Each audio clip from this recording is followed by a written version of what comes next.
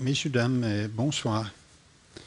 Je suis très heureux d'être ici aujourd'hui parce que ça donne la possibilité pour moi de présenter ce que j'ai fait pendant les derniers 24 ans. Quand j'étais jeune professeur à l'Université de Uppsala en Suède en 91, j'ai fait le premier voyage à Tchernobyl pour essayer de comprendre est-ce qu'il y a des choses anormales dans cet endroit. Est-ce que c'est possible de voir sur les animaux et les plantes qu'il y a une forte contamination de radioactivité? Et c'était le début pour cet investissement dans la recherche pour comprendre les effets de la radioactivité sur les êtres vivants.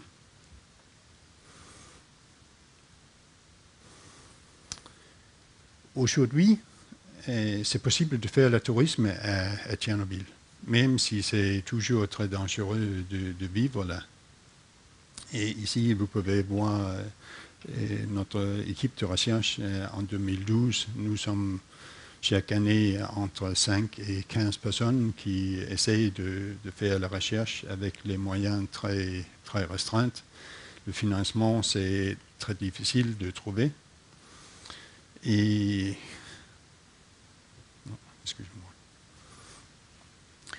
Comme Sabine Huck avait déjà dit, l'accident à Tchernobyl en 1986, le 26 avril, avait...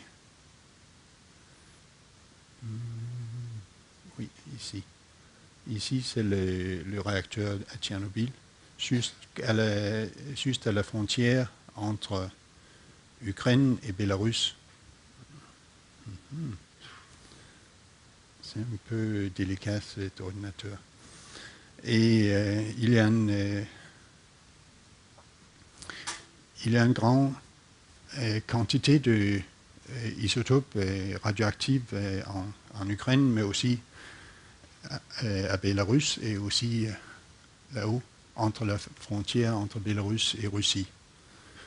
Et c'est bien connu qu'il y a toujours une grande quantité des isotopes très dangereuses, même aujourd'hui.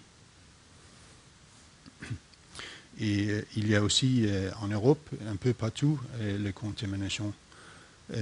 En Finlande, Suède, Norvège, dans les régions de montagne, il y a toujours une forte contamination. Et par exemple, si on fait la chasse de chevreuil, il faut jeter peut-être aujourd'hui un tiers des individus chassés parce que leur taux de contamination est trop élevé.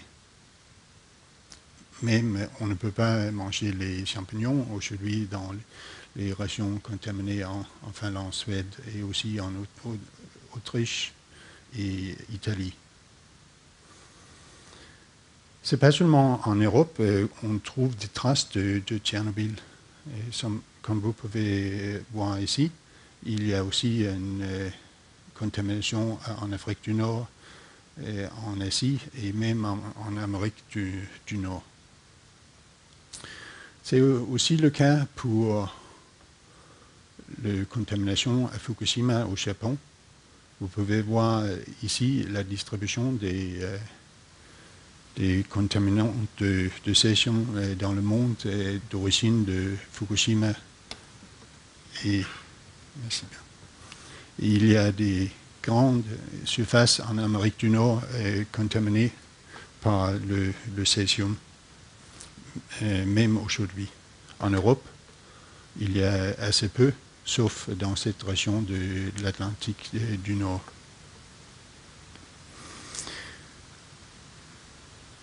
Souvent, si on lit les journaux ou les magazines, on trouve les images comme celui-là d'un loup.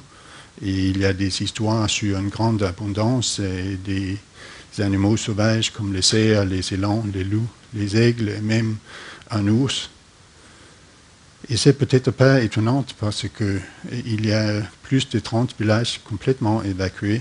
Même la ville de Pripyat, avec plus que 30 000 personnes, était complètement évacuée jusqu'à maintenant. Et donc, dans l'absence de l'homme, les populations des animaux font une nette croissance très très rapide.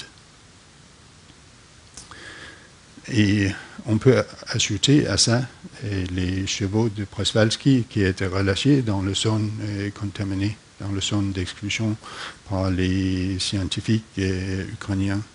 Peut-être ce n'est pas une très bonne idée de faire ça, parce qu'ils ont commencé avec le relâche de 30 individus et jusqu'à maintenant, il y a toujours moins que 30 individus dans toute cette population.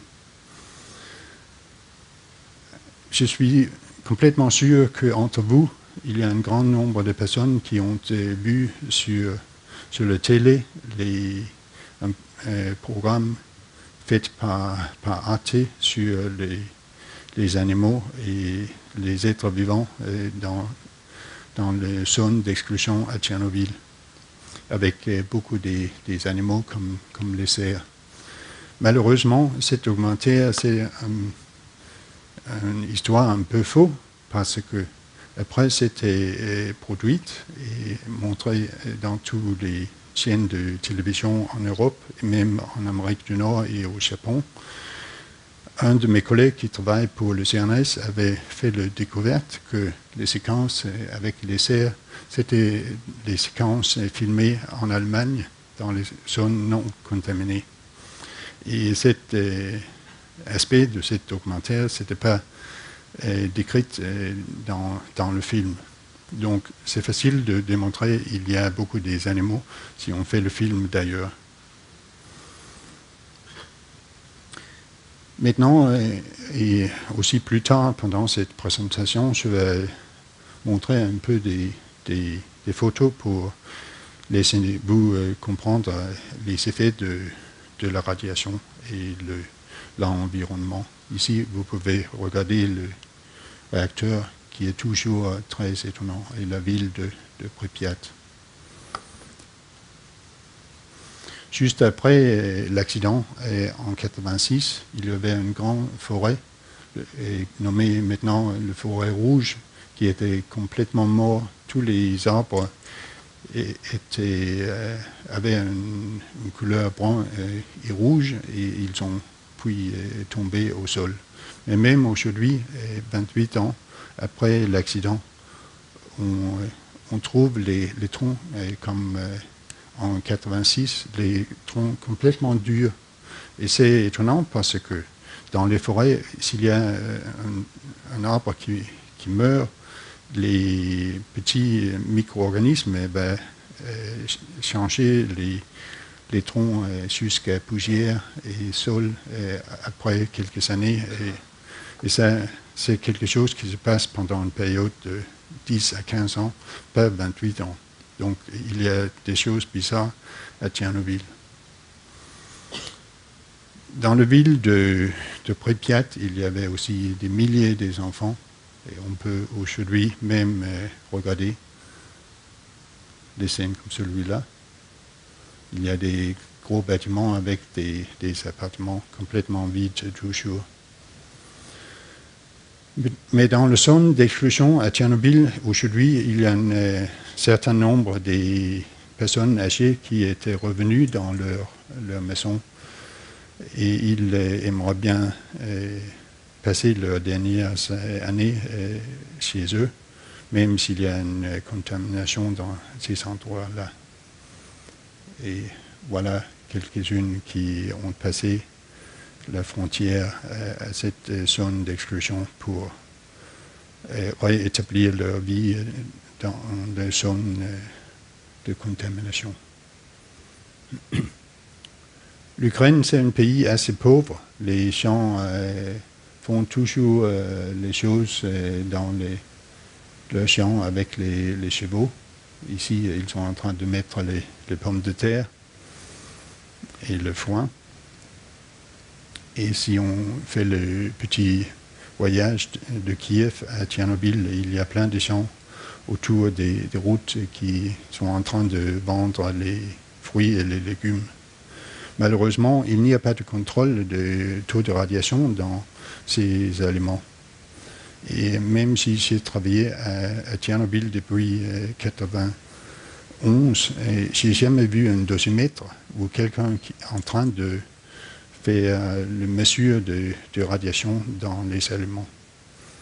Donc, c'est pas étonnant que c'est possible de trouver des pommes de terre ou des carottes fortement contaminées, parce que aujourd'hui, la plupart de radioactivité, c'est dans le supérieur 5 à 10 cm du sol. Nous avons travaillé pendant les dernières années dans les sites indiqués par les symboles ici, mais aussi à Bélarus, dans les zones fortement contaminées ici. Et à Fukushima, il y a aussi une zone d'exclusion avec un radius de 50 km, et nous avons travaillé dans ces endroits-là, les endroits fortement contaminés et les endroits témoins où il y a très peu de contamination. Et ce que nous avons fait, c'est de faire, comme tous les ornithologues amateurs, même en France, c'est de faire des comptages des individus pendant les périodes de reproduction. Et ce qu'on fait, c'est de commencer tôt le matin. Dans un site particulier, on fait pendant une période de 5 minutes un compte de tous les individus des oiseaux vus ou entendus. Et puis on allait à pied 100 mètres, on refait le comptage de 5 minutes et on fait comme ça jusqu'à un moment où on ne veut plus. Vous pouvez voir ici que à Tchernobyl, j'ai fait presque 900 comptages des oiseaux comme ça. Et vous pouvez voir que le nombre des individus des oiseaux est beaucoup plus faible dans les endroits plus fortement radioactifs. C'est aussi le cas pour plein des autres êtres vivants, comme les bourdons. Vous pouvez regarder les relations négatives ici, pour les papillons et pour les araignées et leur toile. Dans les zones fortement contaminées, il y a très peu des araignées. Si on fait une petite balade dans la forêt ici, pendant l'été et l'automne, il y a toujours des toiles des araignées dans le visage. Mais ce n'est pas un problème à Tchernobyl dans les endroits fortement contaminés parce qu'il y a très peu des araignées. Comme j'ai déjà dit, dans le film de Arte, il y avait des présentations des grands animaux sauvages. Et c'est vrai que c'est possible de trouver des loups à Tchernobyl. Nous avons fait le comptage des traces dans la neige pendant un hiver. Et ce qu'on voit, c'est qu'il y a beaucoup plus des individus, des mammifères, dans les endroits moins contaminés. Et donc, même s'il y a des loups, par exemple, il y a beaucoup plus de loups dans les sites non contaminés. Nous avons fait exactement la même chose à Fukushima. Ici, c'est le nombre des espèces des oiseaux à Fukushima. Vous pouvez regarder que dans le site plus contaminé à Fukushima, il y a très peu des espèces des oiseaux. Et dans le site faiblement contaminé, il y a jusqu'à 10 espèces par chaque 5 minutes de comptage. Et si on fait un comptage des individus de différentes espèces, on trouve la même relation négative. Beaucoup plus des oiseaux dans le site est moins contaminé. C'est possible de pas seulement faire un comptage des individus, mais aussi regarder avec les jumelles, est-ce qu'il y a des jeunes, est-ce qu'il y a des adultes avec la nourriture pour les jeunes. Et nous avons fait ça pour, par exemple, le mésange charbonnier, plein d'autres espèces à Fukushima. Ce qu'on voit, c'est que il y a une reproduction et la présence des juvéniles dans le site beaucoup moins contaminé que les sites où on trouve les mésanges charbonnières, mais sans signe de reproduction. Donc, ça ne marche pas très bien pour les mésanges charbonnières dans le site plus contaminé. Ils ont très peu de jeunes. Et c'est pareil pour plein des autres espèces.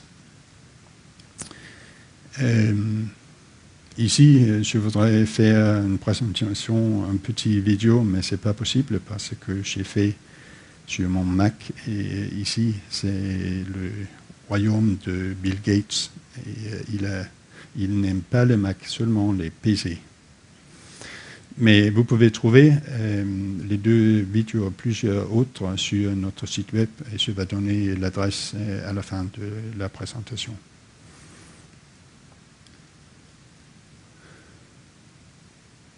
Nous avons travaillé, comme j'ai dit, dans plein de différents endroits dans le zone d'exclusion à Tchernobyl. Et souvent, nous avons des assistantes qui travaillent pour nous. Ils ont une attitude un peu différente par rapport à la radioactivité. Ici, André est en train de manger une pomme de Tchernobyl dans un site assez fortement contaminé. J'ai exprimé mes doutes de faire comme ça, mais il a même mangé encore une pomme. Ici, mon collègue des États-Unis, Tim Mousseau, et moi-même en train de mesurer les hirondelles que nous avons capturées dans le filet, dans une ferme. Et comme vous pouvez voir, ce n'est pas un luxe de faire la recherche à Tchernobyl. On utilise les endroits assez primitifs. Et de temps en temps, nous avons des petites assistantes qui aident en faisant des échelles pour accéder aux nids des hirondelles. Et voilà, mon collègue Tim Mousseau en train de contrôler un nid des hirondelles. Et voilà, je suis en train de peser un hirondelle. Il y a plein d'autres espèces qu'on peut capturer dans les forêts. Et ce que nous avons essayé de faire, c'est de mesurer le taux de radiation dans les petits oiseaux. La raison pour travailler avec les petits oiseaux, c'est que c'est très facile d'étudier, c'est très facile de capturer, et on peut recapturer avec une certaine période de temps. Et ça donne l'option pour mesurer très précisément le taux de radiation dans le corps d'un individu. Et ici, nous avons mis un petit bac sur la chambre, sur la tasse d'une hirondelle. Et en plus, il y a un petit dosimètre de thermoluminescence qui s'appelle TLD en anglais. Et on met ça sur un individu et puis 4 à 6 semaines plus tard, on essaye de recapturer et puis on utilise le dosimètre dedans pour obtenir des estimates de taux de radiation dans l'environnement où ce petit oiseau vit. Et comme toujours, quand on travaille dans les conditions pas très agréables, mais c'est dans notre voiture. Et ici, le spectromètre gamma pour mesurer le dose interne d'un oiseau qui est vivant dans cette petite chambre-là. Et autour de cette chambre, il y a presque 500 kg de plomb. Et on fait ça pour seulement mesurer le taux de radiation dans l'hirondelle pour éviter toute contamination de radioactivité autour de cette petite bête. Ce que nous avons fait ici, c'est le même dessin avec le plomb et le spectromètre pour mesurer le taux de radiation. Ici, je montre le mesure contrôle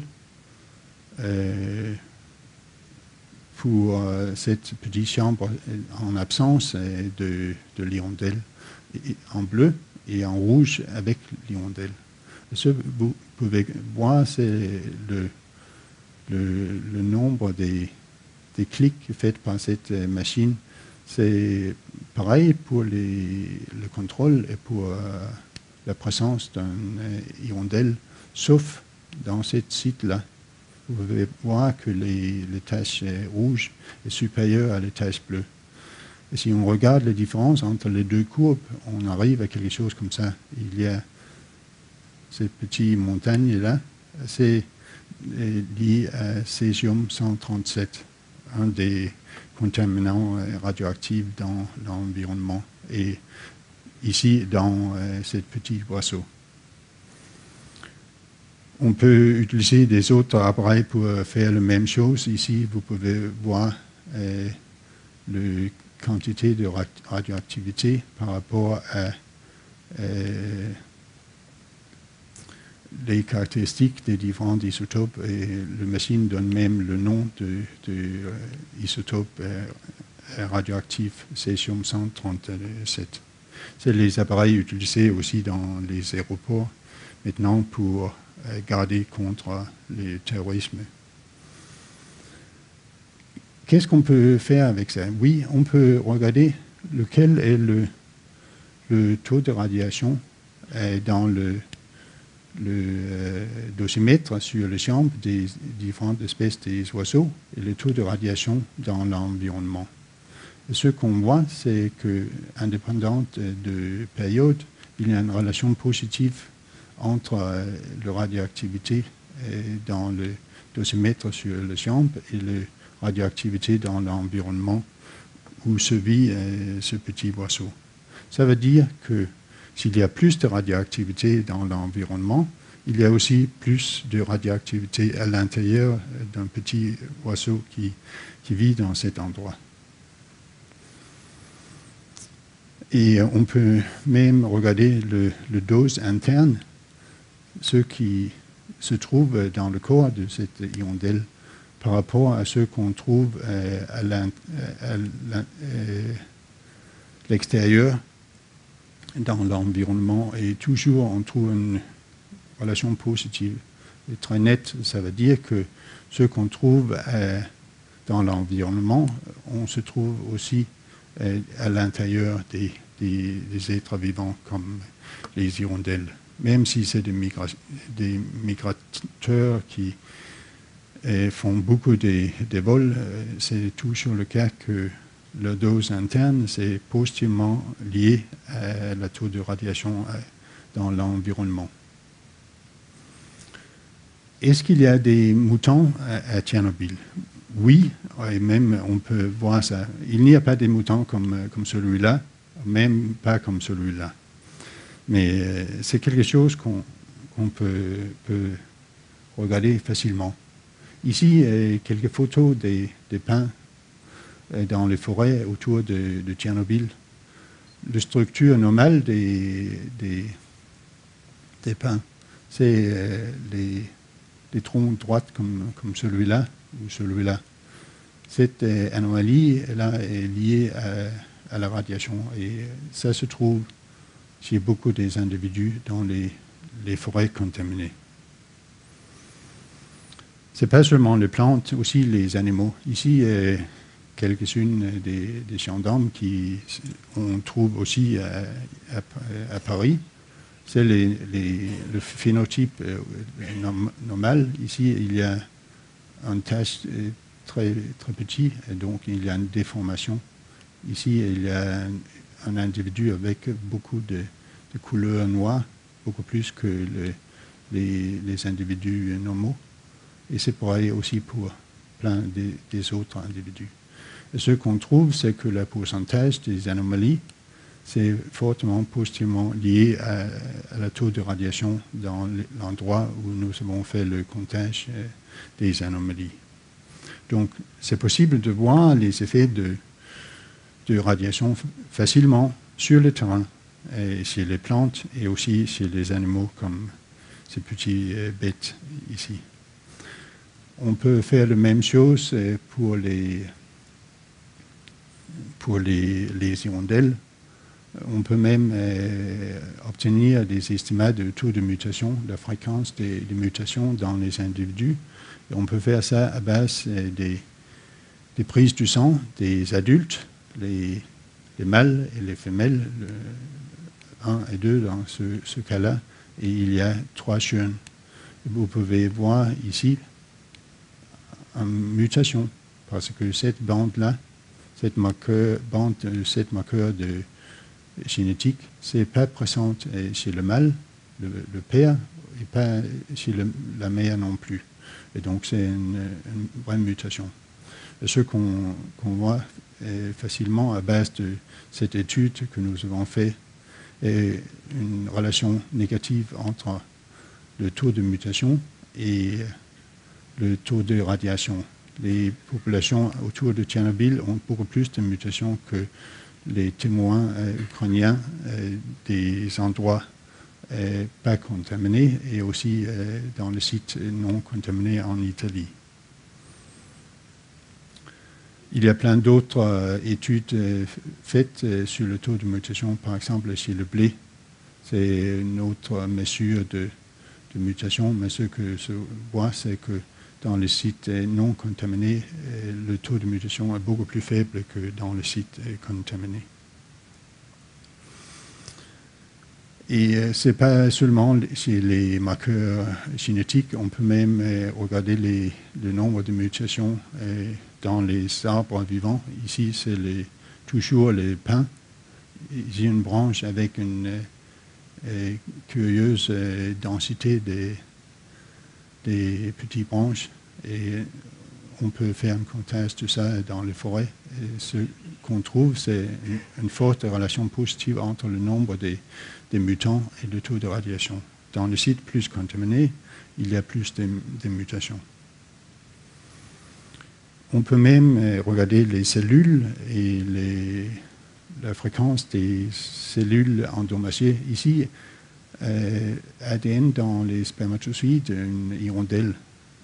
C'est l'image normale d'un spermatozoïde, d'une hirondelle avec le nucléus. Ici, il y a un problème.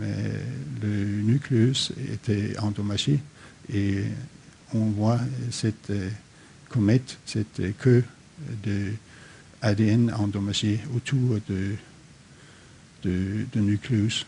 Et celui-là, c'est encore plus pire. Il y a plein des animaux avec des anomalies. Ici, une hirondelle normale avec le couleur rouge et un autre avec des caractères d'une anomalie, les plumes blanches. Ici, un autre, vous pouvez voir le visage en général est cette couleur brun-rouge chez tous les hirondelles, mais à Tchernobyl, on trouve beaucoup comme celui-là. Ce n'est pas seulement un effet esthétique, il y a une conséquence de ces mutations. Le taux de survie des individus avec les petites taches blanches dans leur plumage est beaucoup plus faible que la survie des individus qui n'ont pas des taches, des plumes blanches. Il y a plein d'autres types d'anomalies. Je peux faire une longue présentation sur ça. Par exemple, les plumes avec la morphologie anomale ou très asymétrique comme celui-là. Il y a des individus avec des tumeurs externes qui se voient facilement. Il y a une autre tumeur ici. Celui-là a un problème avec le bec, il ne peut pas fermer le bec. Si on regarde toutes ces anomalies chez les hirondelles, nous avons fait la capture de plusieurs milliers d'individus partout en Europe. Et ici, pour Tchernobyl, ça fait environ 18% des individus avec des anomalies. Et dans les autres populations, 2 à 5%. Donc il y a beaucoup plus des anomalies à Tchernobyl qu'on voudrait attendre par rapport à les autres populations en Europe. Ce n'est pas seulement chez les hirondelles, on trouve la même chose chez les autres espèces d'oiseaux, comme ce pinson-là. Chez cette pauvre mésange charbonnière, il y a deux tumeurs, un ici, un deuxième ici. Il y a un petit fauvette avec un tumeur sur la tête. Un mésange charbonnière avec une grande tumeur sur l'aile. Ce qu'on trouve, c'est une collection des photos des anomalies sur plein de différentes espèces. Et donc, pour les taches de plumes blanches, nous avons rencontré plus que 111 cas d'albinisme, et c'est plus fort dans les zones plus contaminées. Les tumeurs, il y a beaucoup moins, mais en général, dans les zones non contaminées, comme ici en France, on ne trouve jamais des tumeurs chez les oiseaux. Et comme toujours, à Tchernobyl, il y a une relation avec le taux de radiation. Beaucoup plus de tumeurs pour les individus capturés dans le site plus contaminé. Ce n'est pas seulement les tumeurs, il y a aussi des caractères morphologiques qui sont affectés par les radiations. Ici, en BBC News, sur la taille de cerveau chez les petits oiseaux à Tchernobyl, c'est notre étude. Ce qu'on avait trouvé plusieurs années, c'est que le volume de la tête ou la taille du cerveau est plus faible chez les individus capturés dans le site plus contaminé. La différence entre les sites contrôle et les sites plus contaminés est une différence de 5%. Et c'est pas bon parce qu'on peut démontrer que si on fait une comparaison de volume de la tête entre les individus dans leur première année, les juvéniles, et les individus plus âgés, on trouve une différence de 10 à 15%. Et ça veut dire que les juvéniles avec une faible taille de la tête ont une survie inférieure à les individus avec une tête plus grande. Donc il y a une sélection naturelle contre les individus avec des têtes tout petites. Une autre anomalie que nous avons étudiée chez les oiseaux et plus récemment aussi chez les rongeurs, c'est les cataractes et les cristallins. Le cristallin dans l'œil, chez les oiseaux, mais chez nous aussi, c'est une structure faite à base de protéines. Et dans les sites radioactivement contaminés, il y a souvent des cataractes, les endroits de cristallins où c'est impossible de voir clairement. Ici, une illustration comment ça se voit. Ici, une personne avec une vision normale et ici un autre avec une cataracte. L'image ici est tout floue et c'est aussi le cas pour les oiseaux. Probablement, c'est beaucoup plus grave, sévère pour les oiseaux parce que les individus qui vivent dans la nature avec beaucoup de prédateurs et des autres êtres vivants, avec une vision comme celui-là, c'est difficile de naviguer pendant le vol et donc on peut attendre une faible survie. Ici, les yeux des différentes espèces des oiseaux avec les cataractes. Ce qu'on voit ici, c'est que la taille de cataracte augmente avec le taux de radiation. Ici, il y a deux cristallins d'un oiseau avec les yeux normaux. Vous pouvez voir le pattern du papier ici. Mais ici, où il y a deux cataractes, ça ne se voit rien par rapport à le pattern dans le papier. Et comme j'ai dit, ce n'est pas seulement chez les oiseaux, c'est pareil chez les rongeurs. Ici, un petit souris avec un cataracte visible dans cet œil-là et pas dans l'autre.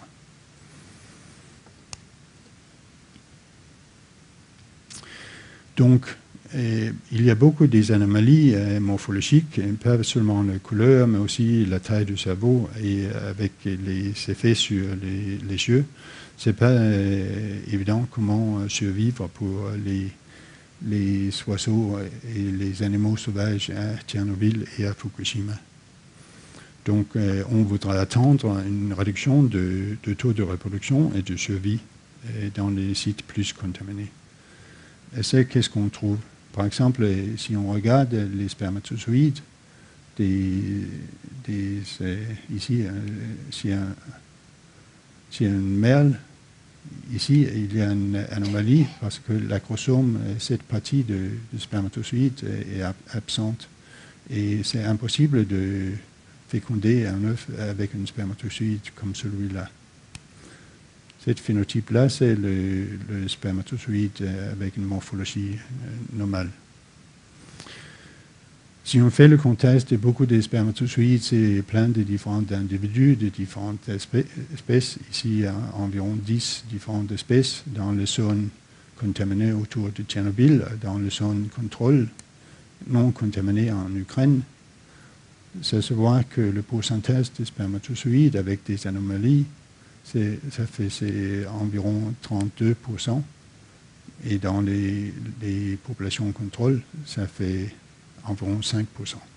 Donc il y a une forte augmentation des anomalies chez les spermatozoïdes et chez les oiseaux à Tchernobyl. Et ça se voit facilement avec un microscope. Ici, vous pouvez voir des anomalies des têtes des spermatozoïdes. Et ici, c'est les normaux. Ce n'est pas seulement le cas que les spermatozoïdes ont une morphologie anormale. Il y a aussi un certain pourcentage des mâles qui ne produisent pas des spermatozoïdes du tout. Ça veut dire qu'on ne peut pas attendre une fécondation de ces individus-là. Et c'est en particulier dans les zones fortement contaminées où on trouve des mâles sans spermatozoïdes et donc sans reproduction. J'ai déjà démontré qu'il y a des effets sur la survie. C'est aussi le cas chez les hirondelles, même si on regarde les mâles et les femelles à base de nos captures et recaptures.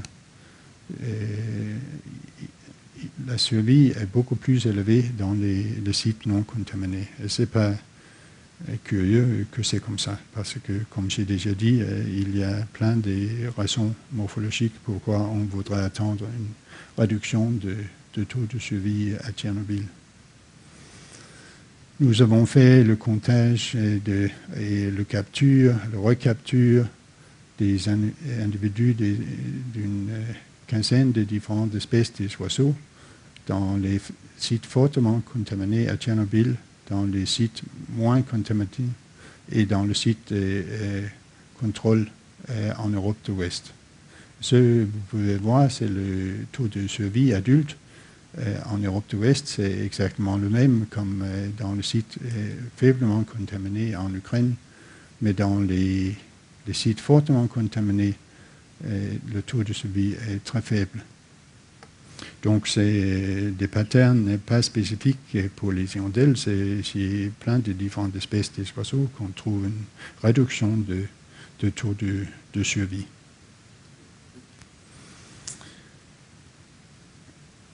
Et c'est un peu pareil à Fukushima, où nous avons travaillé depuis 2011. Il y avait l'accident à réacteur nucléaire, mais en fait, c'est 3 différents réacteurs nucléaires à Fukushima. Et il y a aussi cet fort tremblement de terre. Et heureusement pour nous, on trouve des hirondelles qui vivent dans les petits villages au Japon, même dans les endroits dans le zone d'exclusion. Et on peut facilement étudier qu'est-ce qui se passe avec les hirondelles. On fait le comptage des œufs dans leur nid. Et même les hirondelles sonnent l'alarme de contamination à Fukushima. Et comme à Tchernobyl, on trouve les taches blanches dans le plumage des oiseaux. Dans ce cas-là, chez les hirondelles. Et c'est le cas chez beaucoup des individus dans les zones contaminées à Fukushima. Ça se voit facilement. Et ici.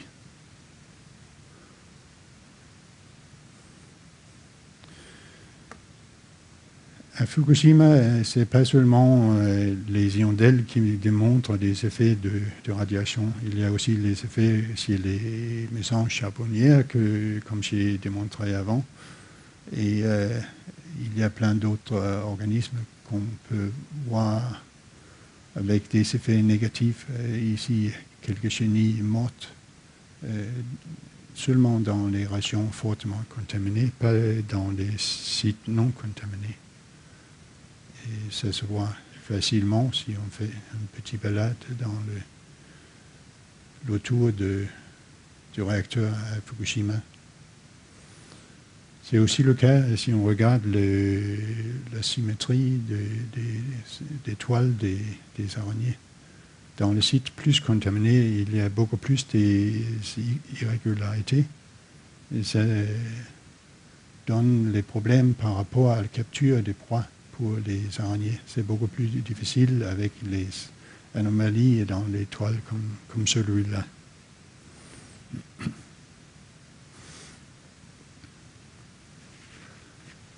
Dans la dernière partie de cette présentation, j'aimerais bien dire quelque chose sur les interactions entre les différentes espèces des êtres vivants, aussi sur les écosystèmes. Parce que ce n'est pas seulement les hirondelles ou des individus d'une certaine espèce où on trouve des effets. On trouve des effets sur les interactions, on trouve des effets sur les écosystèmes. Ici, vous pouvez voir deux petits arbres de pin avec une forte densité des petites branches, et c'est deux mutants dans un seul endroit. Ça donne des effets sur la croissance des troncs. Nous avons fait une étude sur la taille des anneaux de croissance des arbres, et dans ce cas, en particulier sur le pin. Quand nous avons fait un petit tour de recherche pendant l'hiver dans les forêts de pin à Tchernobyl, nous avons rencontré un groupe de forestiers qui était en train de couper les arbres. Et nous avons arrêté la voiture parce que c'était quand même bizarre, cette différence de couleur. Ce que nous avons fait, c'est de faire le comptage des nombres des anneaux. Et on arrive toujours à 1986 dans tous les troncs, indépendante de la taille des troncs.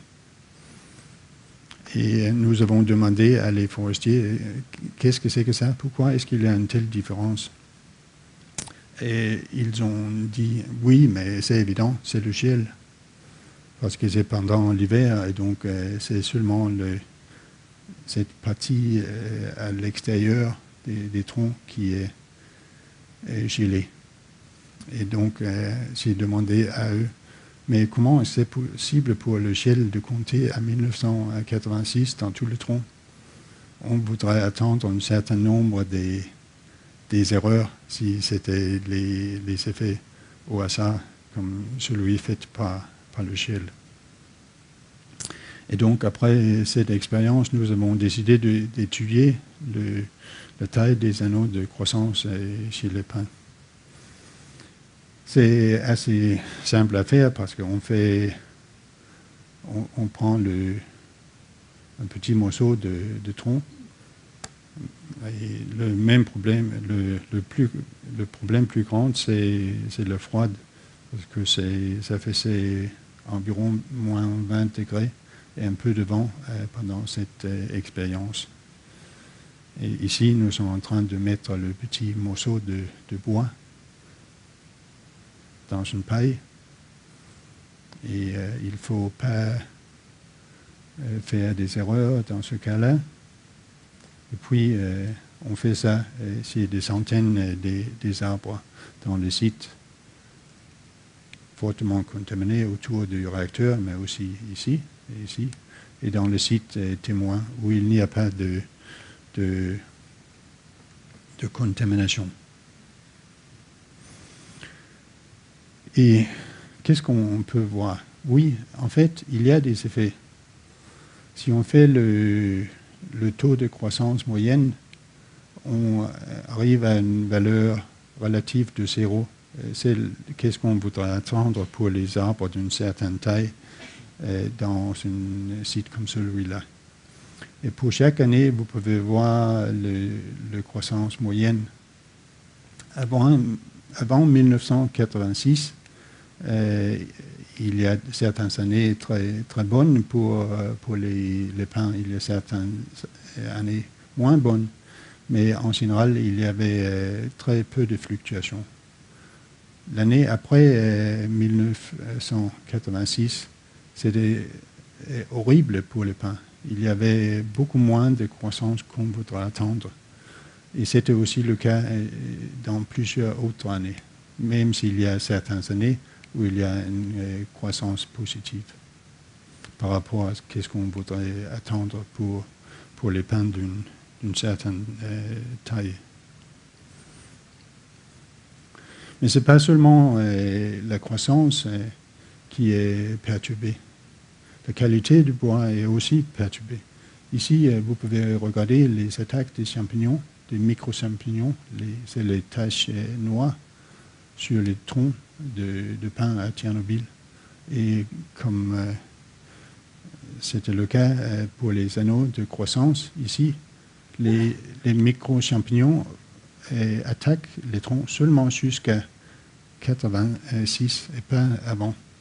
Donc, dans le tronc produite avant 1986, il y a des substances anti-champignons qui marchent très bien et donc les pins évitent les attaques facilement. Mais après 86, ce n'est pas le cas.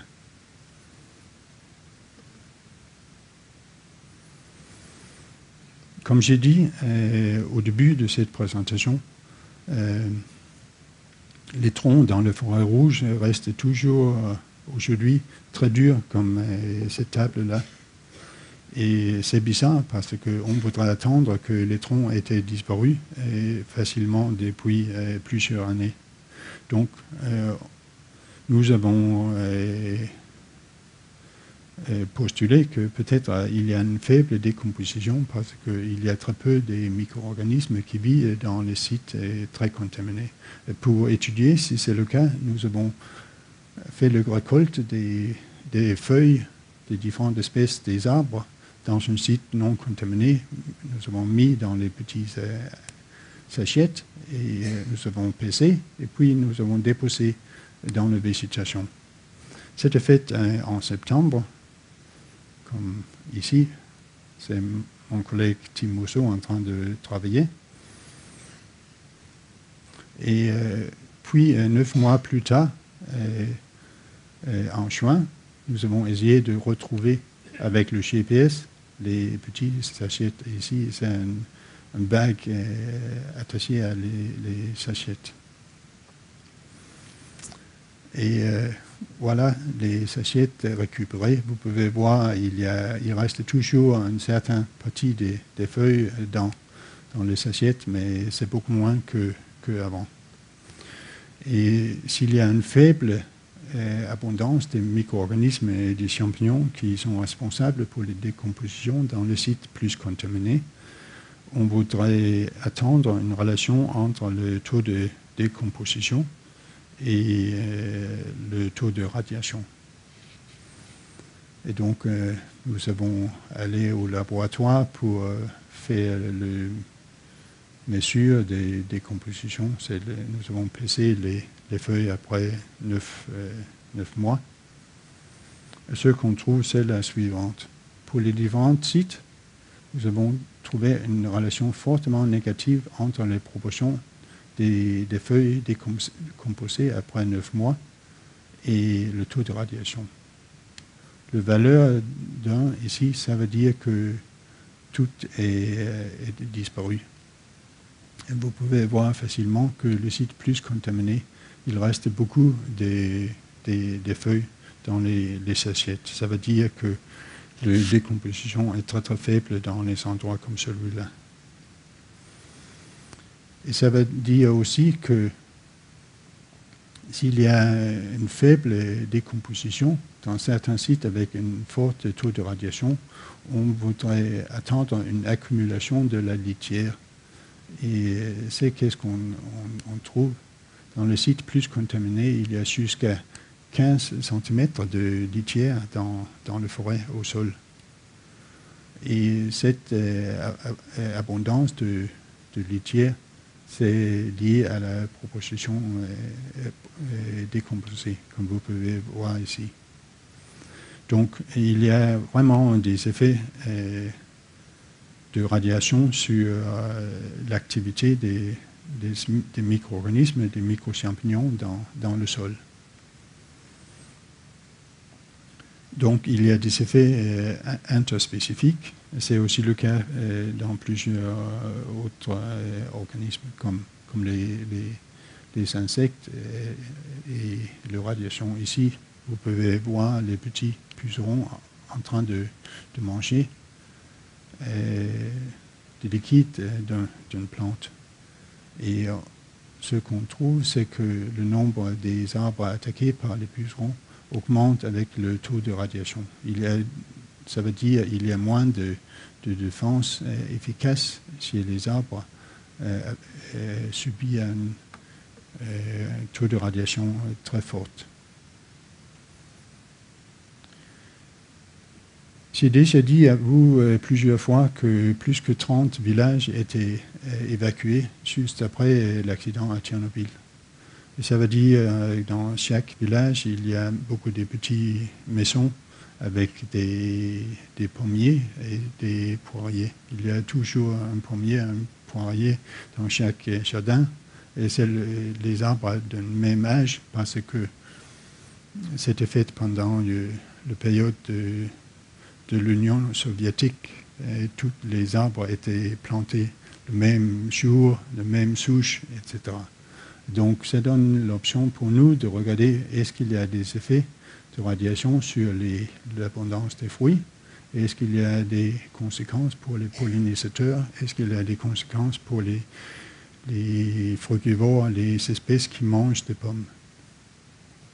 Et ce que nous avons démontré dans cette étude, c'est qu'il y a beaucoup plus de pommes sur les pommiers qui vivent dans les jardins faiblement contaminés.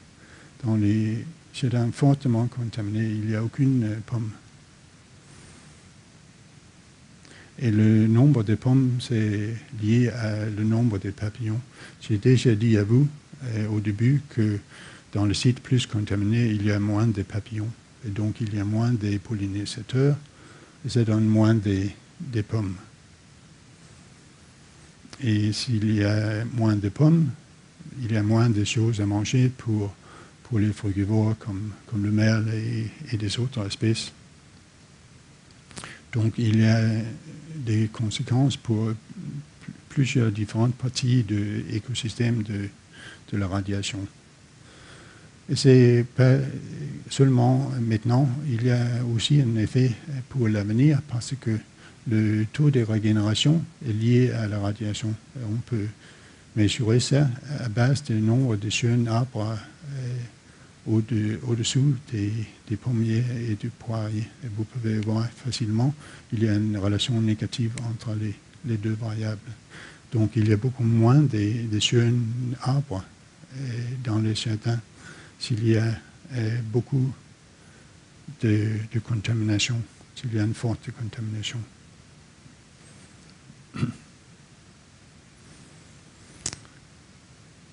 Finalement,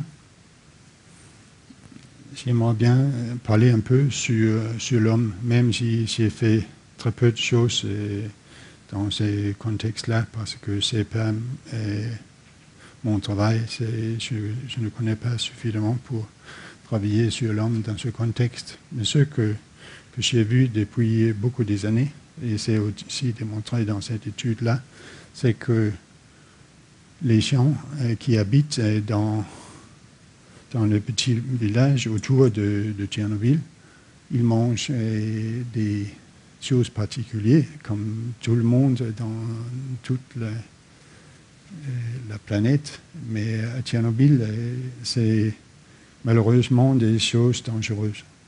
C'est les champignons qu'ils mangent beaucoup, c'est les baies, et malheureusement, les deux ont des forts taux de radiation par rapport à césium-137.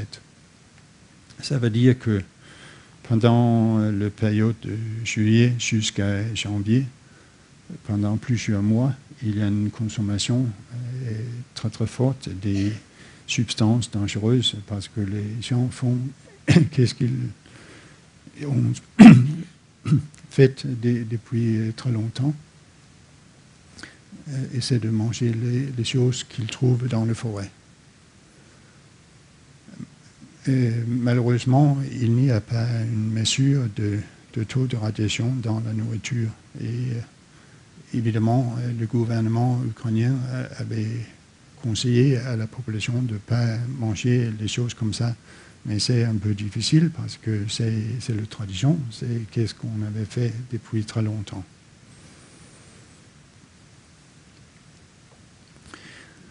Est-ce qu'il y a des effets sur l'homme? C'est une question fortement controversée. Il y a beaucoup de points de vue très très forts. Et je voudrais seulement présenter quelques résultats. Un des résultats est que aujourd'hui, la longévité à la naissance est très très faible en Ukraine et Bélarus par rapport à les autres pays en Europe de l'Est et dans d'autres pays dans le monde. Donc, il y a certaines personnes qui disent que cette baisse de longévité en Ukraine et Bélarus, c'est lié à la contamination avec des isotopes radioactifs. Il y a certains autres qui disent que c'est lié à la consommation de vodka et des gens qui utilisent des tabacs.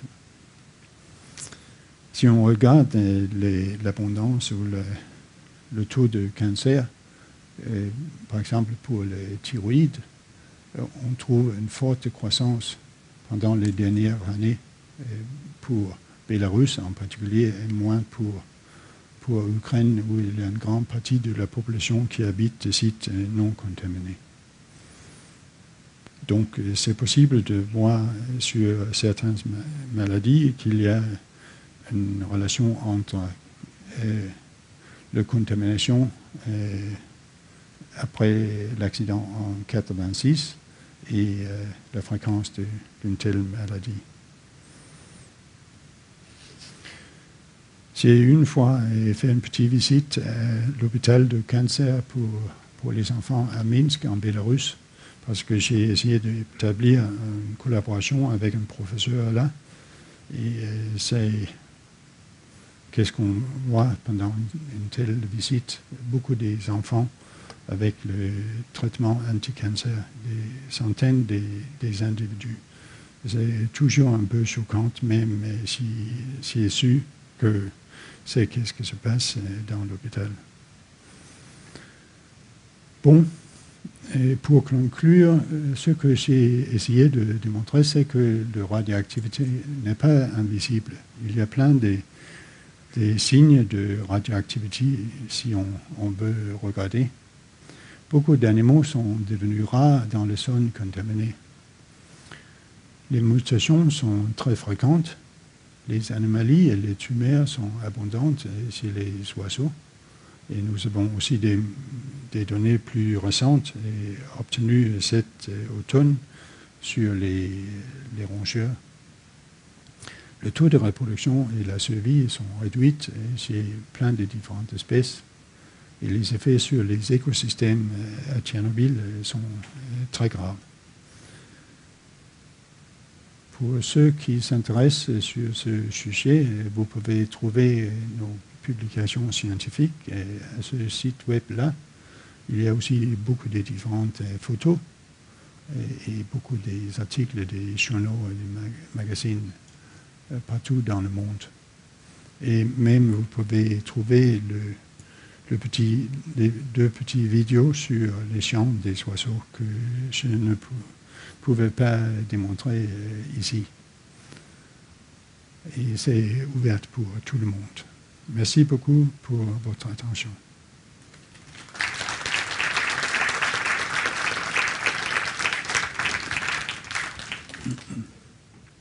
Si vous avez des questions ou des commentaires, je peux essayer de répondre. Oui. Merci. Oui, bonsoir. J'étais un peu étonnée parce que vous avez dit au tout début, en débutant votre présentation, que ce n'est pas simple d'avoir des moyens pour étudier les effets de la radioactivité à Tchernobyl. Parce que j'aurais imaginé, a priori, que c'est un sujet qui intéresse finalement une bonne part de l'humanité. Et oui. donc, voilà, je voulais que vous en disiez un peu plus. Peut-être, je ne sais pas si ça a changé avec le temps. Ce qu'on voit, c'est que vous avez vraiment des moyens assez artisanaux de travail. Voilà, si vous pouvez en dire un peu plus sur vos conditions de recherche, s'il vous plaît. En fait, ce n'est pas du tout facile de trouver les moyens pour faire la recherche dans ce domaine. Il y a très peu de chercheurs qui travaillent dans ce domaine. J'ai fait environ 50 voyages à Tchernobyl pendant les années. Et pendant cette période, j'ai seulement trouvé un autre chercheur une fois. Donc, il y a très très peu. Et c'est aussi étonnant. Et c'est un peu la même chose à Fukushima. Il y a très très peu de recherches faites.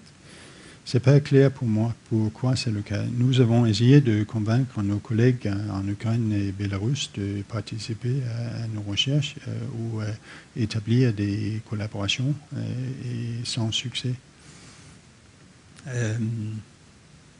Pour nous avons, heureusement pour moi, j'ai un collègue américain qui était doyen de l'université à Caroline du Sud. Il a l'habitude de frapper sur la porte des gens riches. Et il y a des gens en Amérique du Nord qui, si on frappe dans une manière correcte, ils donnent 50 000 $ ou quelque chose comme ça. Et c'est une manière de survivre. C'est un peu pareil au Japon. Mon collègue Tim Mosso a fait une présentation comme j'ai fait maintenant à Tokyo. Et après, il y avait une vieille femme qui était venue et elle lui donnait une enveloppe avec 20 000. Et donc, il y a des gens qui donnent l'argent à nous pour faire la recherche. C'est beaucoup plus différent pour les bourses. Nous avons écrit, je ne sais pas combien de demandes de bourse en France, en États-Unis et d'ailleurs aussi. Et jusqu'à maintenant, nous avons eu 0. L'année dernière, nous avons eu le bingo, si on peut dire comme ça, parce que nous avons établi une collaboration avec des collègues en Finlande qui travaillent sur les roncheurs, les petits souris sauvages. Et nous avons écrit un projet ensemble pour étudier les effets génétiques et les effets des mutations chez les roncheurs sur le terrain. Et l'Académie de Finlande avait donné beaucoup d'argent, vraiment beaucoup. Et donc, ça donne l'option pour nous de travailler pendant une certaine période.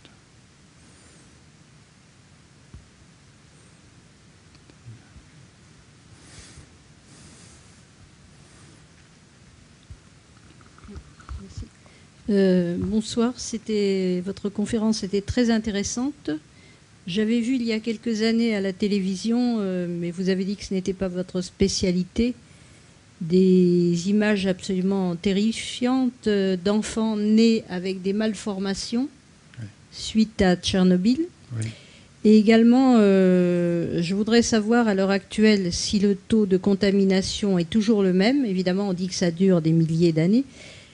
Je pense que la réponse, je la donne, enfin je suppose. Et ensuite, j'aimerais savoir quel était le but, à des fins de propagande, je suppose, mais dans quel sens? Est-ce qu'il y avait plus l'URSS à l'époque, je suppose? Quel était le but de l'équipe qui a filmé des animaux en prétendant qu'ils étaient sur le site de Tchernobyl? Quel était le but de donner une information fausse, en quelque sorte? Je ne sais pas, parce que ce n'est pas moi qui avais fait. Mais une des choses qui était passée après, la personne responsable pour les médias chez CNRS est que le CNRS avait retiré le film de son site web en disant qu'il ne peut pas supporter une telle manière de comportement. Les deux autres questions, c'était sur les anomalies chez les nouveau-nés. C'est une question très très grave. Malheureusement, en Ukraine et aussi en Russie et en Bélarus, il n'y a pas des bases de données faites sur la fréquence. Donc, et en France, par exemple, dans tous les hôpitaux, quand il y a un nouveau-né, c'est enregistré s'il y a des anomalies ou pas. Ce n'est pas le cas dans l'Ukraine, Bélarus et Russie. Et donc, on ne sait pas. J'ai un collègue de l'université de Alabama, aux États-Unis, qui avait établi des bases de données comme ça en Ukraine dans 2 différentes oblasts. Et c'est une manière de commencer de faire le récolte des données pour étudier les effets comme ça. Mais jusqu'à maintenant, il n'existe aucune autre manière d'enregistrer les effets sur la santé des nouveau-nés. Et le troisième question, c'était sur... Excusez-moi. Ah oui, si c'est baissé ou pas. Oui, c'est une bonne question. Je n'ai pas oublié à dire parce que les différents isotopes ont une durée de demi-vie très fixe. Pour strontium et césium, les 2 isotopes plus abondantes à Tchernobyl, ça fait environ 32-33 ans. Pour plutonium qui existe dans une quantité assez grande à Tchernobyl, ça fait 23 000 ans. Et donc, ce n'est pas quelque chose qu'on peut attendre, même nos petits-enfants.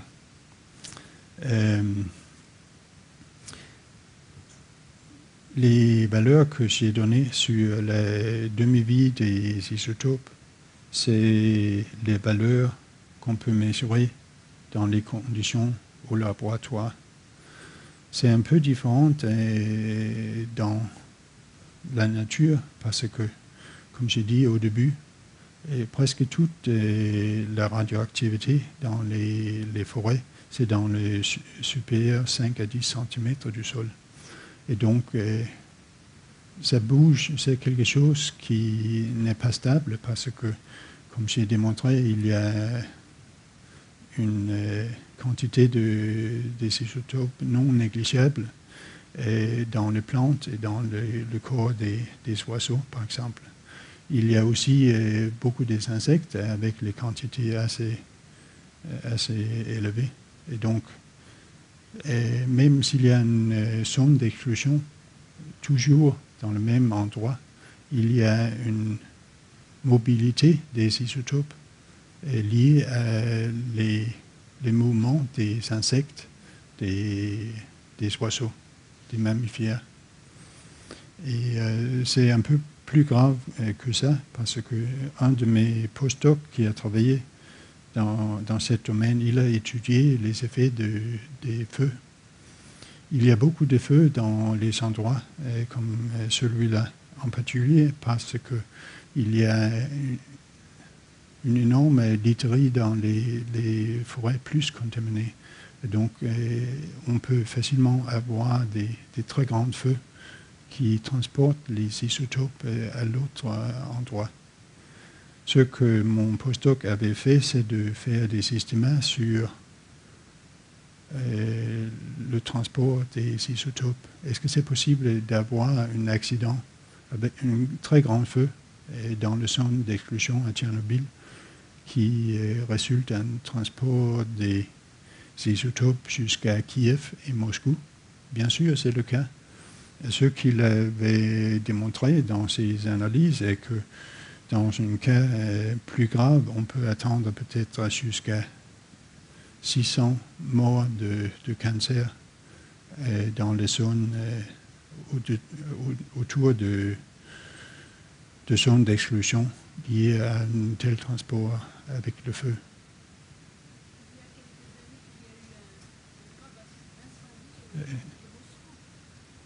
Oui. Oui.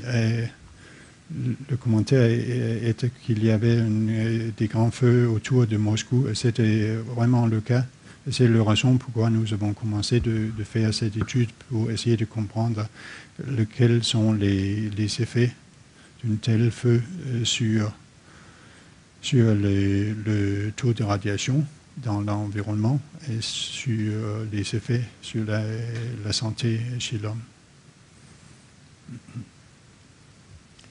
Oui, vous avez parlé donc des différents radioéléments. On parle toujours du césium-137, on ne parle jamais du strontium-90, qui est en quantité équivalente et nettement plus radiotoxique. La question, c'était quoi? La question, c'est de savoir pourquoi ne parle-t-on pas des autres radioéléments? Le strontium, à ce moment-là, est en quantité équivalente au césium et nettement plus radiotoxique. Oui, mais nous avons aussi mesuré tous les autres éléments. Et à Fukushima, c'est presque seulement césium qui existe. Donc le strontium et le plutonium, c'est des spécialités à Tchernobyl. Ça n'existe pas autour de Fukushima. Strontium et césium existent dans les mêmes quantités. Oui, mais pas à Fukushima. C'est à Tchernobyl qu'on trouve strontium, et césium et plutonium.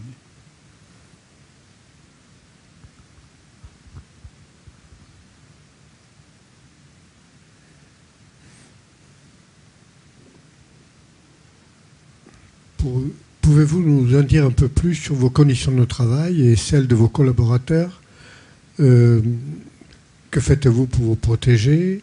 Est-ce que vous mesurez les effets des radioactivités sur votre organisme à vous au fil du temps? Combien de temps restez-vous sur place? Est-ce que vous couchez par terre? Non. C'est évidemment, on fait énormément attention de ne pas nous mettre en danger, et c'est aussi le cas pour les gens qui nous accompagnent. Et nous n'avons pas pris les jeunes étudiants, et en particulier pas les femmes, pour éviter des effets négatifs. Et on utilise les petits dosimètres pour mesurer le taux de radiation obtenu pendant notre séjour. Et mon collègue Tim Mousseau avait fait un calcul récemment sur l'augmentation du risque de cancer en utilisant les modèles développés par World Health Organization. Et pour moi et pour lui, notre risque de cancer était augmenté peut-être par 2 à 5% par rapport à ce qu'on voudrait attendre si nous n'avons pas fait le travail à Tchernobyl et à Fukushima. Puis c'est pour nous à décider si c'est trop ou pas. Mais il y a évidemment aussi une certaine erreur autour de ces systèmes-là. Et donc, ce n'est pas des systèmes exacts. Mais c'est aussi un bon moment peut-être pour dire que les autres, les animaux, les plantes et les hommes qui vivent dans les endroits comme celui-là, ils ont un vrai taux de radiation chronique pendant de longues périodes. Et c'est un peu différent par rapport à les études faites au laboratoire, où les gens en général font des études sur les effets momentanément et pas les effets à long terme. Et donc, il y a une faible connaissance qu'est-ce que se passe à long terme chez l'homme, mais aussi chez les autres organismes. Ce que nous avons fait avec les oiseaux et les rongeurs, c'est qu'est-ce que nous avons fait pour essayer de comprendre qu'est-ce que se passe après beaucoup de générations chez les modèles, les espèces modèles avec une très longue durée de vie. Une très courte durée de vie, évidemment. Excusez-moi. Chez l'homme, nous sommes toujours dans la première génération après l'accident à Tchernobyl. Donc, on ne peut pas vraiment parler sur les effets transgénérationnels chez l'homme parce qu'il n'y a pas de données. Chez les hirondelles, on peut faire ça et parce que il y a 15 à 20 générations déjà passées chez cette espèce. Et c'est pareil pour les petits rongeurs.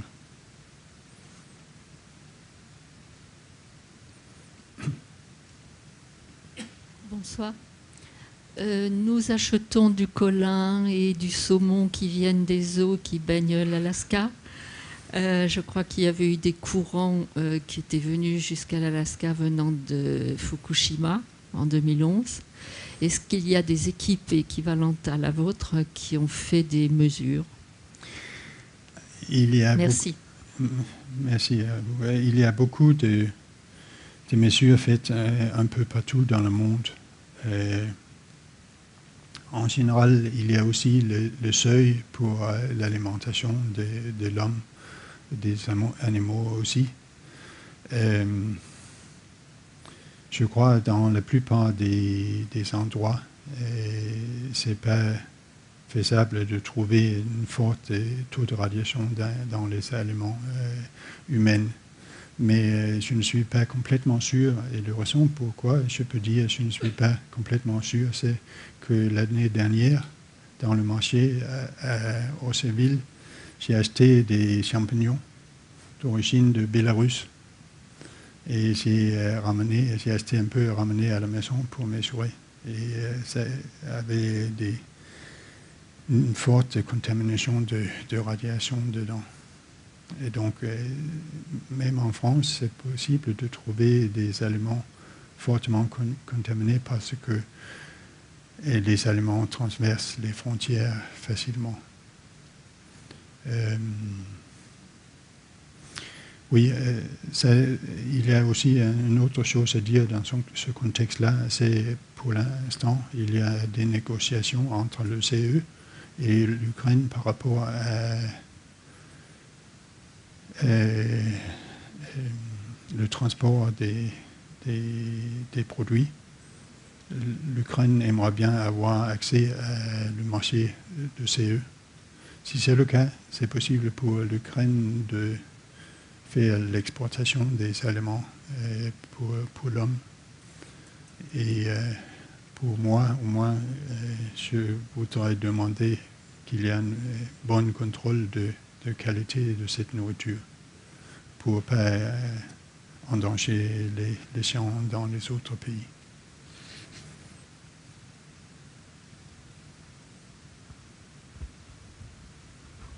J'ai une question très naïve. Est-ce qu'on ne peut pas envisager quand même à terme de décontaminer tous ces sols? Est-ce qu'il n'y a pas des solutions? Il y a des efforts énormes faits au Japon pour l'instant. J'ai en fait montré quelques photos avec mon collègue où nous sommes juste à côté des grands sacs avec le sol contaminé. Ce qu'ils ont fait au Japon, dans les sites d'agriculture, c'est de prendre le top du sol et retirer dans les grands sacs. Et maintenant, ils ont des montagnes et des grands sacs avec le sol contaminé. Après les premières pluies, après cet effort, il y a beaucoup des radionuclides devenus des montagnes avec le pluie. Et toujours le sol est contaminé, mais maintenant avec les radionuclides nouveaux arrivés. Et donc, c'est extrêmement difficile de trouver des solutions comme celui-là. L'incinération n'est pas si idiot ce que je dis. On ne peut pas incinérer tout ça. Et est-ce que c'est possible de faire... Pardon? Ça passe dans l'air, oui, mais... Oui, sûr, comme j'ai dit, il y a des efforts oui. dans ce sens-là. Et maintenant, au Japon, et j'ai vu beaucoup de gens en train de remplir les grands sacs. Mais c'est, comme j'ai dit, c'est pas du tout évident parce que c'est les quantités énormes. Puis vous avez tous ces sacs avec le sol contaminé. Qu'est-ce qu'il faut faire avec tous ces sacs-là? C'est des questions, des problèmes sans réponse facile. C'est aussi le cas que peut-être à Tchernobyl, on peut imaginer beaucoup plus simple de faire les choses comme ça, mais le gouvernement à Kiev a fait rien par rapport à la décontamination. C'est pas du tout faisable, à mon avis.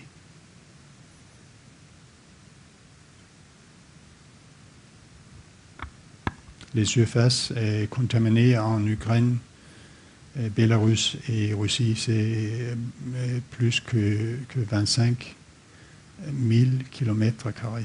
C'est des surfaces énormes. Au Japon, c'est beaucoup moins, mais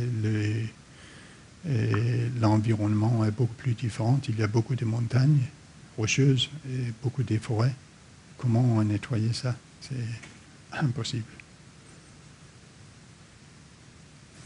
Oui. Bonjour. Bonjour. D'abord, je vous remercie pour votre intervention très très grande à propos de Tchernobyl. On n'a pas beaucoup de nouvelles de Tchernobyl. Des bonnes nouvelles, il n'y en a pas beaucoup. Voilà, j'ai vu que l'Afrique du Nord était atteinte cette année où il y a eu cette catastrophe de Tchernobyl. J'apporte un petit témoignage. Un de mes cousins j'habite une région de montagne qu'on appelle la Kabylie. Nous avons un massif alpin et un massif hercynien. Les forêts sont très très développées et les gens vivent d'agriculture vivrière. Cette année-là, il avait remarqué que les feuilles de tomates étaient énormes. Et je n'ai pas fait allusion à Tchernobyl, sauf que j'avais préparé une petite plantation d'arbres un petit peu exotiques pour notre pays. Oui. J'avais semé des graines de Betula verrucosa alba auparavant. Il y avait à peu près 4 ans de cela, avant Tchernobyl. Et des conifères comme Pinus nigra austria. Je faisais des petites expériences dans la montagne et j'ai trouvé bizarre qu'en plantant ces arbres cette année-là, qui avait à peine une trentaine de centimètres, ils ont donné des fleurs et des feuilles immenses. Les pins un pin de 20 cm, de 20 à 25 cm, c'est pas normal qu'il fleurisse. Cette variété Pinus nigra qui est à peu près, même des Pinus sylvestris que vous avez dans votre pays, en Suède et en Ukraine, c'était pas normal. Bon, et autre chose, je les avais irrigués. J'amenais de l'eau de la source avec un petit gobelet parce que j'en avais pas planté beaucoup, j'en avais planté une trentaine. Je vous assure qu'avec toute l'eau que je versais, dès l'arrivée de l'automne, dès l'arrivée du froid en automne, ces arbres sont morts. Et nous avons eu quelques chênes du genre Quercus ulex, du chêne vert, des arbres assez âgés sur des coteaux qui sont morts. Alors que les jeunes chênes n'ont rien eu. Des petits chênes n'ont absolument rien eu. Mais des chênes orientés vers nord-est sont morts. Voilà. Oui, j'ai entendu la même expérience de plusieurs d'autres personnes dans différents pays, en Europe en particulier. Mais la seule chose que je peux dire est que probablement on peut imaginer qu'il y a une relation avec cette contamination du radionuclide, mais c'est difficile à dire.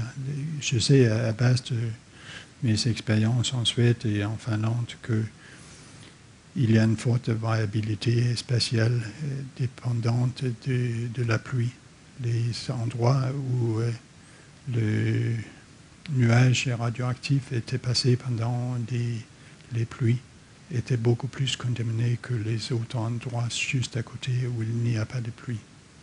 Oui, de ce fait, je dois préciser que c'est une région assez élevée, avec un climat montagnard froid. Oui. Et je connais. Vous connaissez. Et je pense que c'est lié à l'humidité, mais surtout du fait que les nuages venus de Tchernobyl, dans d'autres régions d'Algérie, il n'y en avait pas. Hein. Oui. Nous étions la seule région vraiment atteinte. Par exemple, vers les hauts plateaux, de l'autre côté du versant, je n'ai pas fait de constat, certes, je ne me suis pas déplacé, mais je suis absolument certain que l'effet n'était pas le même. Et là, je viens de voir sur la carte que vous avez mise là, c'est cette région-là qui a été atteinte de plein fouet. Voilà, c'est un témoignage triste, mais quant à la solution, par exemple, de trouver une solution afin de dépolluer tout ça, je pense que la quantité en sac n'est pas suffisante. Il faudrait qu'il y ait un métabolisme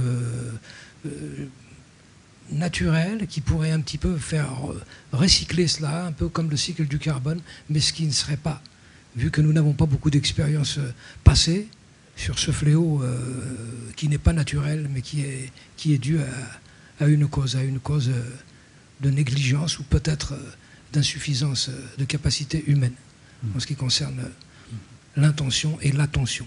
Voilà, monsieur, merci. Ok, merci à vous.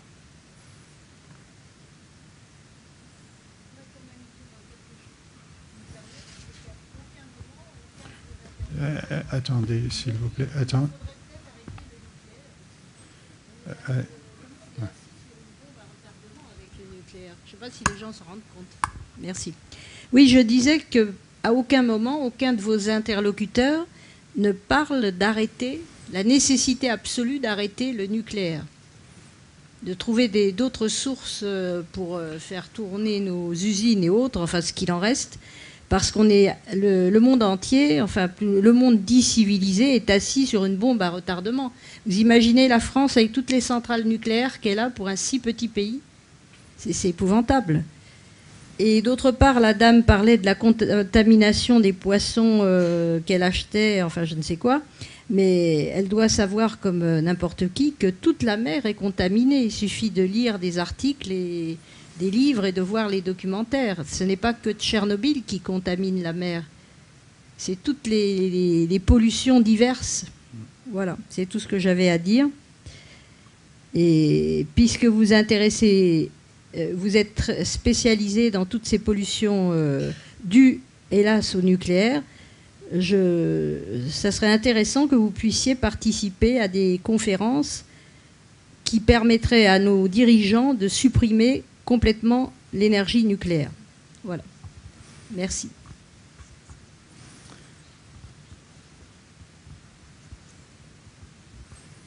La seule réponse que je peux donner, c'est que je suis là comme chercheur et je ne veux pas attaquer les champs pour ou contre le nucléaire. Au moins pas maintenant. Excusez-moi, je voulais Oui. savoir quelle est la quantité, la proportion de polluants qui est parti dans la mer de Tchernobyl. C'est extrêmement difficile à dire. C'est même pas connu la quantité des particules radioactives dans le réacteur. La quantité émise à l'environnement, c'est pas connu. Il y a beaucoup des chercheurs, même aujourd'hui, qui se débattent sur ce thème-là. Et c'est pareil à Fukushima, c'est pas connu. Et avec les variables inconnues comme celui-là, c'est très très difficile de faire les analyses parce que si on ne connaît pas la quantité, comment obtenir des estimats des effets sur les populations? Oui, on a mesuré sur les fleuves ce qui partait dans la mer. Oui, mais il n'y a pas une connaissance exacte sur la quantité dans le réacteur aujourd'hui. Donc, il n'y a pas une connaissance sur la quantité émise non plus. Et donc, on ne sait pas. Donc, il n'y a pas de contrôle sur les fleuves, je sais pas moi, tous les ans parce qu'on connaît à peu près les débits des fleuves. Oui, j'ai aucune idée, mais à l'époque, en 1986, à Tchernobyl, je sais, c'était une vie complètement différente. C'était dans l'Union soviétique et ce n'était pas possible de travailler dans la même manière comme chez nous aujourd'hui. Juste après l'accident à Tchernobyl, le Kremlin avait passé un décret disant que tous les gens qui étaient en train de faire la recherche sur les effets négatifs de contamination de Tchernobyl pouvaient être mis en prison.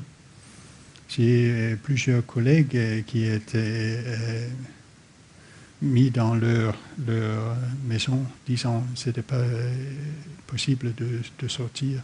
Ils restaient là pendant des dizaines des années à Bélarus. Donc, c'était pas facile d'obtenir des mesures ou des estimats dans un climat comme celui-là. Et je peux aussi dire que juste après l'accident en 1986, à Kiev, un de mes amis, un professeur en génétique, se réveillait le matin à 6 heures. Et il habite au centre-ville. Il a vu les pompiers en train de mettre l'eau sur tout le mur dans le bâtiment. Il a pensé, mais qu'est-ce que c'est que ça? Il n'avait aucune information sur qu'est-ce que se passe. Donc, ils sont en train de nettoyer tous les radionuclides pour mettre dans le fleuve de Dniepr pour éviter les problèmes graves de santé dans la ville. Mais peut-être que la meilleure décontamination, c'est la dispersion, finalement. Peut-être, c'est très difficile à dire comme ça, parce que, par exemple, au sud de l'Ukraine, il y a des endroits énormes avec des cultivages, des légumes, les tomates, etc. Et ils utilisent l'eau du fleuve de Dniepr. Et maintenant, les sols dans ces endroits-là sont assez fortement contaminés parce qu'ils ont utilisé l'eau du fleuve avant. Il n'y avait aucune contamination parce que les nuages radioactifs n'étaient pas passés dans ce sens-là. Et donc, après, on peut arriver à avoir des endroits fortement contaminés parce qu'il y a des gens qui font des choses peut-être pas bonnes pour le pays, la population ou les gens qui habitent dans cet endroit-là. Et excusez-moi, une troisième question, est-ce que les contaminants sont emportés par l'évaporation? Par l'évaporation de l'eau? Non. Mais avec les fumées des feux, oui.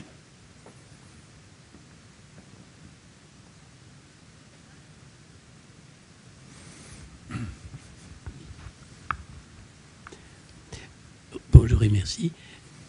J'ai entendu dire que pour certaines espèces, assez rares bien sûr, végétales comme animales, elles ont évolué favorablement.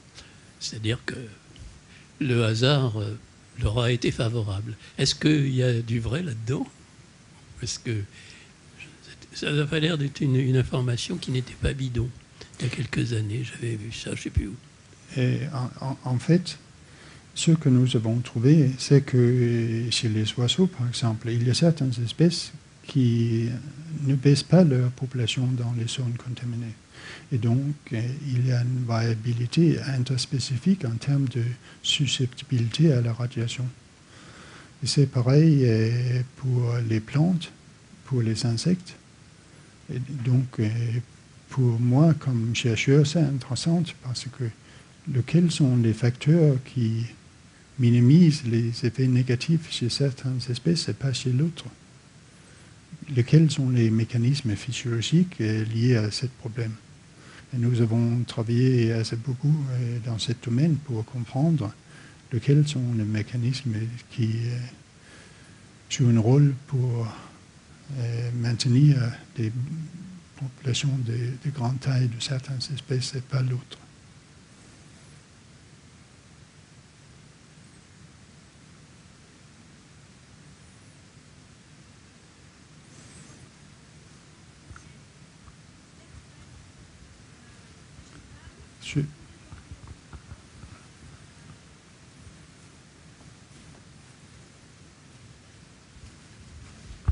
Si, encore une question naïve.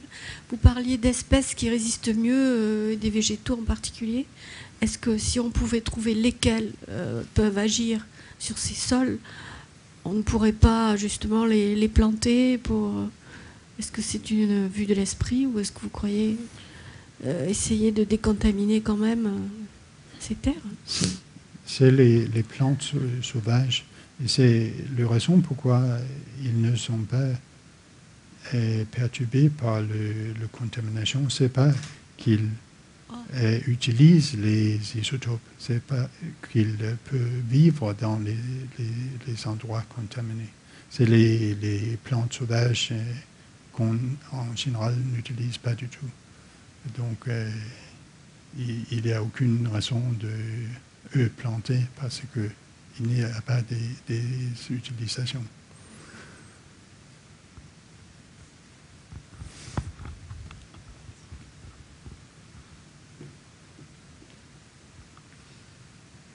Je crois que c'est la dernière question.